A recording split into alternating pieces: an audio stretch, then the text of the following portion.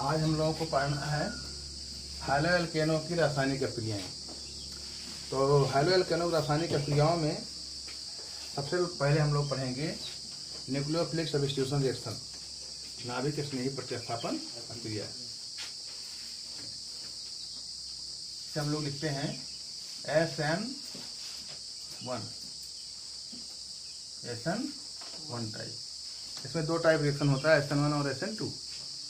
ठीक, तो पहले आप सब चीज़ का अर्थ समझ लीजिए। इसका मतलब होता है सब्स्टिट्यूशन। सब्स्टिट्यूशन माने प्रतिस्थापन।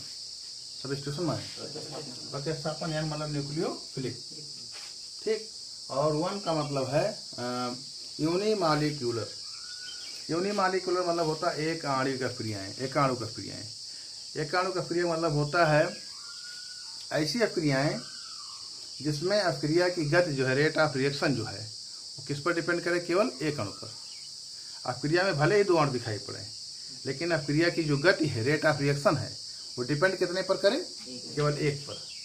मतलब और अणुओं से कोई मतलब नहीं। या साफ साफ कह सकते हो उस अभिक्रिया का आर्डर, मतलब अभिक्रिया की कोटि एक होनी चाहिए। अभिक्रिया की कोटि होती है 1, 2, ऐसी अभिक्रियाएं कोट होती हैं। ठीक है, तो सबसे पहले एस का मतलब हुआ सब्स्टिट्यूशन, प्रतिस्थापन। एन का मतलब न्यूक्लियोफिलिक, सब्स्टिट्यूशन न्यूक्लियोफिलिक, और ऑन का मतलब यूनिमॉलिक्यूलर। तो क्या हुआ answer? Nucleophilic substitution reaction, nucleophilic substitution reaction, unimolecular. ठीक, एकाणुक। बात समझ पा रहे हैं?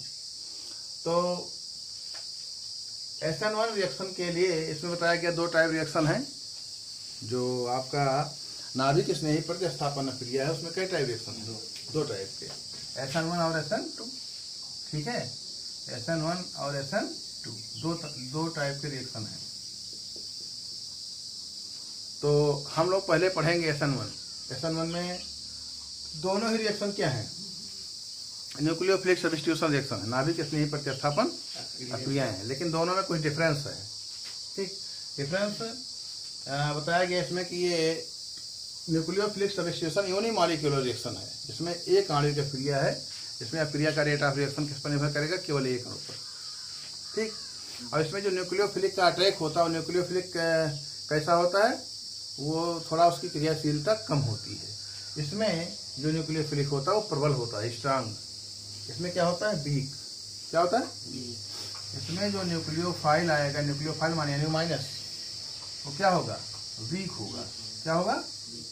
वीक मतलब दुर्बल होगा। और अभिक्रिया जो कौन मॉलिक्यूलर है? यूनिमॉलिक्यूलर। क्या चीज? यूनिमॉलिक्यूलर मतलब एक आणुक अभिक्रिया होगी। या अभिक्रिया की कोट कितनी होगी? एक होगी।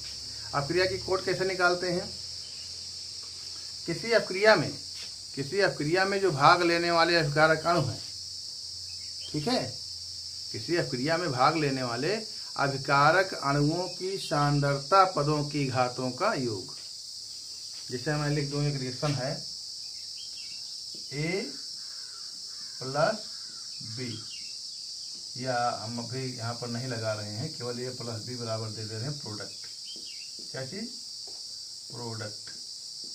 तो यह क्रिया कितनी तेजी से होगी, ठीक है, वो इनकी सांद्रता की घातों पर डिपेंड करेगा। ठीक, मान लीजिए कि अभिक्रिया की दर जो है, रेट ऑफ रिएक्शन, वो डिपेंड कर रहा है सक्रिय द्रव्यमान A की पावर ½ पर और B की पावर ½ पर। या मैं ऐसा लिख दूं, A की पावर 1 पर डिपेंड कर रहा है और B की पावर 0 पर, मतलब B पर डिपेंड नहीं कर रहा है। तो कुल अभिक्रिया की कोट कितनी हो गई? कुल अभिक्रिया की कोट आर्डर हो गया। हमने बताया था सांद्रता पदों की घातों का योग। तो सांद्रता की घात 1 है और उसकी घात 0 है, तो आर्डर हो गया इसका 1। तो ये याद रखिएगा। यूनिमॉलिक्यूलर का और जनरल सा मतलब ये है, बहुत सीधा सा मतलब, जनरल सा मतलब कि अभिक्रिया में भले ही दो अणु भाग ले रहे हैं, लेकिन उस अभिक्रिया की गति को डिसाइड करने वाला अणु कितना होगा? केवल एक होगा। ठीक, बात समझ पा रहे हैं? तो यूनिमॉलिक्यूलर रिएक्शन होगा ये, और न्यूक्लियोफाइल जो होगा वो क्या होगा? वीक होगा। न्यूक्लियोफाइल जो होगा वो वीक होगा।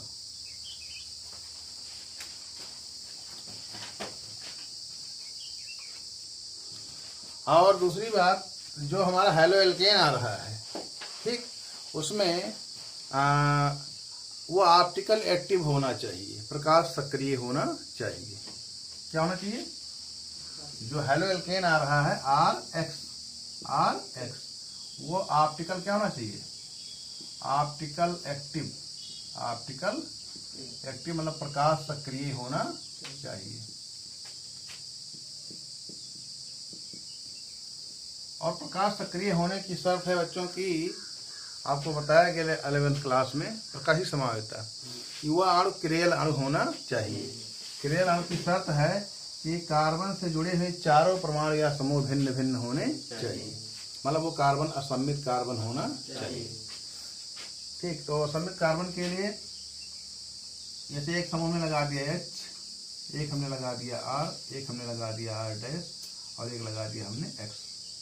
अब ये कायरल कार्बन है, ये कायरल कार्बन है और ये पूरा मॉलिक्यूल ऑप्टिकल एक्टिव होगा, प्रकाश सक्रिय होगा। और जो अणु प्रकाश सक्रिय होते हैं वो समतल ध्रुवित प्रकाश को, पोलराइज्ड प्रकाश को, ठीक है, क्लॉकवाइज या एंटी क्लॉकवाइज घुमाने की क्षमता रखते हैं। तो अब अगर ये ऑप्टिकल एक्टिव है, प्रकाश सक्रिय है, तो ये कुछ पदार्थों के जलीय विलयन, ठीक है, मान लीजिए ऑप्टिकल एक्टिव है, तो ये समतल ध्रुवीय प्रकाश को क्या करेगा? घुमा देगा, या तो क्लॉकवाइज या तो एंटी क्लॉकवाइज। जैसे मान लीजिए कि इसका विलयन आपको दे दिया जाए, क्या दे दिया जाए? इसका विलयन आपको दे दिया जाए, ठीक, और इसमें से क्या गुजारा जाए? समतल ध्रुवित प्रकाश। समतल ध्रुवित प्रकाश के लिए बताया गया कि जो सामान्य प्रकाश होता है वो अपने तल के लंबवत सभी दिशाओं में कंपन करता। मान लीजिए स्रोत हमारा है, लेकिन अगर यहीं पर हम लगा दें निकाल प्रिज्म, क्या लगा दें? निकाल प्रिज्म लगा दें, तो इससे जब प्रकाश जाएगा, गुजरेगा, तो इससे गुजरने के बाद जो प्रकाश जाएगा उसका जो कंपन होगा केवल कितने तल में होगा? एक तल में होगा। इसी को कहते हैं समतल ध्रुवित प्रकाश। अब ये प्रकाश जब इसके विलयन से गुजरेगा तो ये विलयन क्या करेगा? इस प्रकाश के तल को या तो क्लॉकवाइज या तो एंटी क्लॉकवाइज घुमा देगा, मतलब या तो ऐसे घुमा देगा। अब इसमें कुछ कोण बन गया नहीं बन गया पहले से? या तो ऐसे घुमाएगा या तो ऐसे घुमाएगा, मतलब या तो क्लॉकवाइज या तो एंटी क्लॉकवाइज। तो ऐसे अणु ही कहलाते हैं ऑप्टिकल एक्टिव। तो जो हमारा RX है, हेलो एल्केन है, वो ऑप्टिकल एक्टिव होना चाहिए, अक्रिया यूनिमॉलिक्यूलर होगी, और जो न्यूक्लियोफाइल आ रहा है वो वीक होगा। तो अक्रिया कैसे होगी इसमें ध्यान दीजिए आप लोग। जैसे मान लीजिए कि हमारे पास एक हेलो एल्केन है, CH, और ये हमारे पास है R, और ये हमारे पास है R', और ये हमारे पास है X। तो ये आकृति जब कार्बन की चारों वैलेंसियां एकल एकल बंधों संतुष्ट होते हैं, उसकी आकृति टेट्राहेड्रल होती है, समचतुष्फलकीय। तो समचतुष्फलकीय आकृति में ये जो डैश वाला हिस्सा है ये हमसे दूर होगा। कहाँ होगा? हमसे दूर होगा। और जो ये कोटेड बनाया गया है ये वाला होगा हमारे आगे, हमारे फ्रंट तरफ होगा। टेट्राहेड्रल में आकृति आपको बताई गई होगी कि जैसे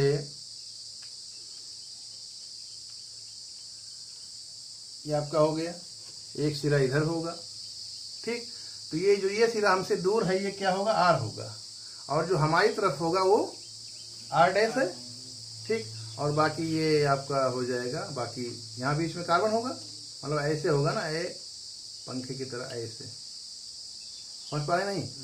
तो ये हमसे दूर होगा R, ये होगा X, ये होगा H, और ये होगा R', समझ पा रहे हैं? R' हमारी तरफ है। अब बताइएगा आप लोग, कोई न्यूक्लियोफाइल, पहली बात इसमें न्यूक्लियोफाइल स्वयं अटैक नहीं करता है सनन अक्रिया में, क्योंकि न्यूक्लियोफाइल क्या होता है? वीक, ठीक।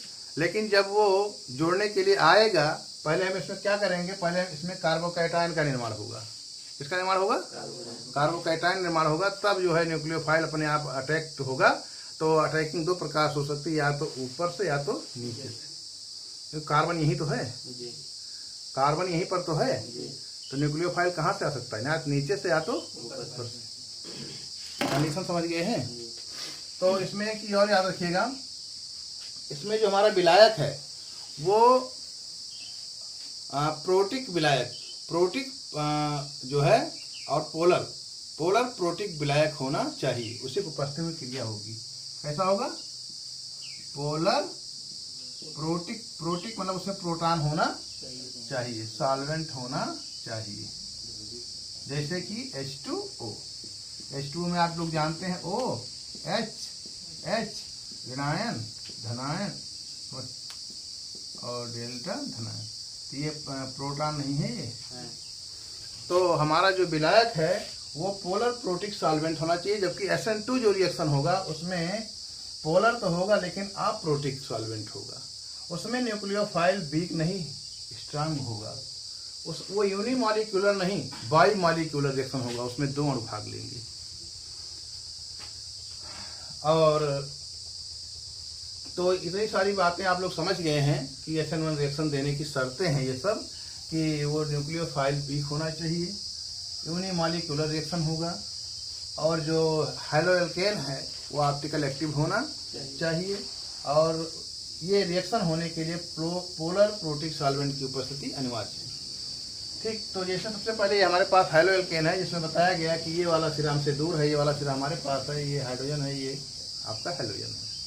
तो सबसे पहले इसको कहाँ डालेंगे? पोलर सॉल्वेंट में, पोलर प्रोटिक सॉल्वेंट, जैसे कि जल। तो आप लोग अच्छी तरह जानते हैं कि X जो हैलोजन है उसकी विद्युत ऋणात्मकता काफ़ी ज़्यादा है कार्बन की तुलना में, इसलिए यहाँ के लोन पेयर को अपनी तरफ आकर्षित कर लेगा, उस पर डेल्टा ऋणायन, उस पर डेल्टा धनायन का चार्ज हमेशा रहेगा। इतनी बात स्पष्ट होगी, आपको बताया गया।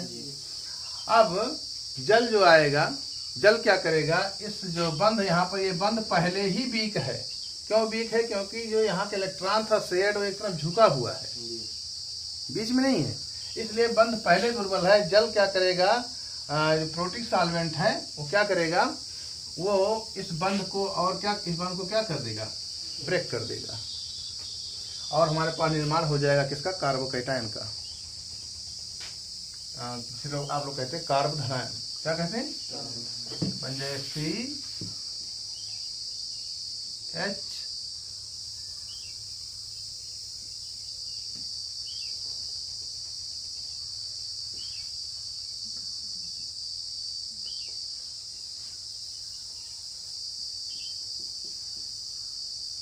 ये कंडीशन उत्पन्न हो जाएगी। ये अक्रिया का प्रथम पद है। हमने बताया था कि ये अक्रिया, हाँ याद रखिएगा, ये अक्रिया कै पदों में होगी? 2 पदों में। कितने टर्म में? 2 टर्म। ये अक्रिया 2 टर्म में होगी, 2 पदों में। ये फर्स्ट टर्म है। कौन सा है? फर्स्ट टर्म, प्रथम पद। ये सब शर्तें हैं, याद रखिएगा, जो लिखा गया है सब शर्तें हैं। ये शर्तों के बिना आपको नंबर नहीं मिल पाएगा। तो सबसे पहले कार्बोकैटायन निर्माण हो गया। अब सेकंड टर्म में क्या होगा? सेकंड टर्म में आप अच्छी तरह जानते हैं, जो न्यूक्लियोफाइल आएगा उस पर चार्ज कौन सा होता है? माइनस, क्योंकि वो न्यूक्लियोफिलिक है। किसके प्रति आकर्षित होता है? पॉजिटिव सेंटर्स की तरफ। न्यूक्लियो में तो नाभिक कैसा होता है? पॉजिटिव। तो पॉजिटिव सेंटर की तरफ आकर्षित होने वाला जो होगा वो खुद क्या होगा? निगेटिव होगा। तो ये न्यूक्लियोफाइल हो गया। अब न्यूक्लियोफाइल आराम से पॉजिटिव की तरफ अट्रैक्ट हो जाएगा, और इस प्रकार से बात आप समझ में आ गई होगी। सेकंड टर्म में जाके अटैच हो जाएगा, और हमारा ये SN1 रिएक्शन संपन्न हो जाएगा।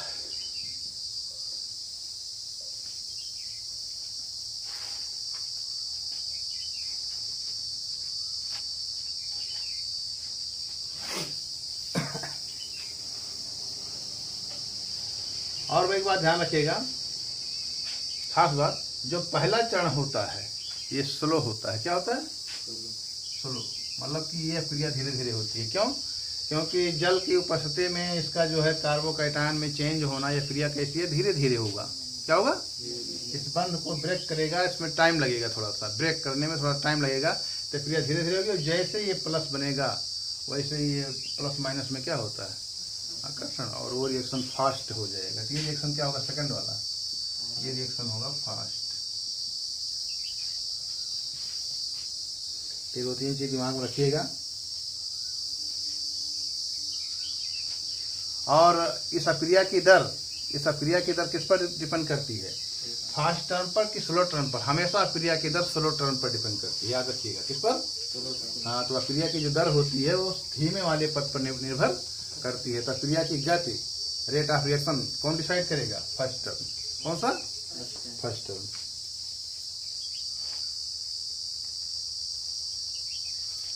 और ये जो कार्बोकैटायन बन रहा है, ये जितना अधिक अस्थायी होगा, जितना अधिक स्टेबल होगा, ठीक है, यह क्रिया उतनी अधिक सुगमता से होगी।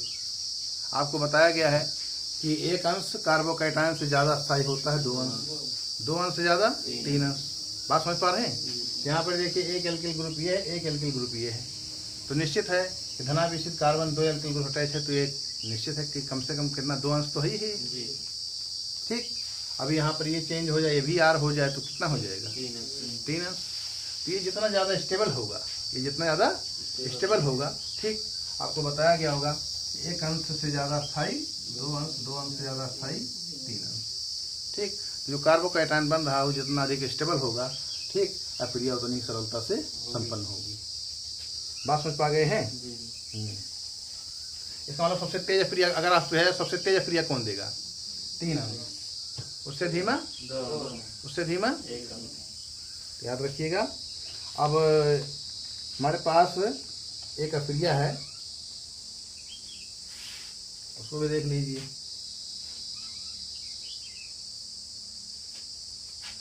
हाँ, इसमें की और बात याद रखिएगा, वो चीज़ छूट गई है। इसमें रेशमिक मिश्रण प्राप्त होता है। क्या प्राप्त होता है? रेशमिक मिश्रण। Racemic mixture. रेशमिक मिक्सचर क्या होता है, ध्यान दीजिएगा। यहाँ देखिए, जैसे कि ये CHR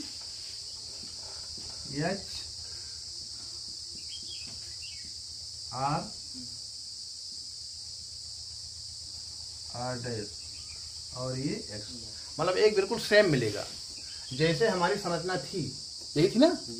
इसमें सारे ग्रुप, ये सारे ग्रुप किधर थे, इधर थे।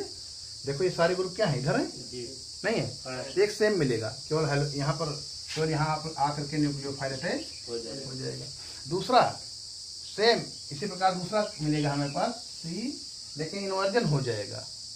इसके जो समूह है उनका इन्वर्जन हो जाएगा, मतलब ये क्या हो गया, समूह पलट जाएंगे। तो ये वाला चला जाएगा इधर,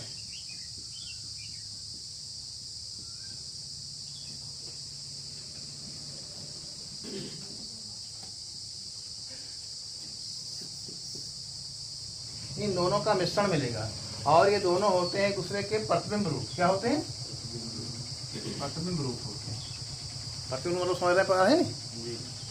इसको जो हम लोग देखेंगे प्रतिबिंब में, शीशे में, तो ये दिखेगा, इसको देखेंगे तो ये दिखेगा ना। तो बिल्कुल सेम रूप है, ठीक है। और इन दोनों का मिश्रण प्राप्त होगा। क्या प्राप्त होगा? इसी को हम लोग क्या कहते हैं, रेशमिक मिक्सचर। बात समझ पा गए हैं? तो इसमें एक रिएक्शन और हमारे पास है, लेकिन अब हम SN2 के साथ में उसको कल समझाएंगे, क्योंकि उसको फिर बताना ही होगा हमें।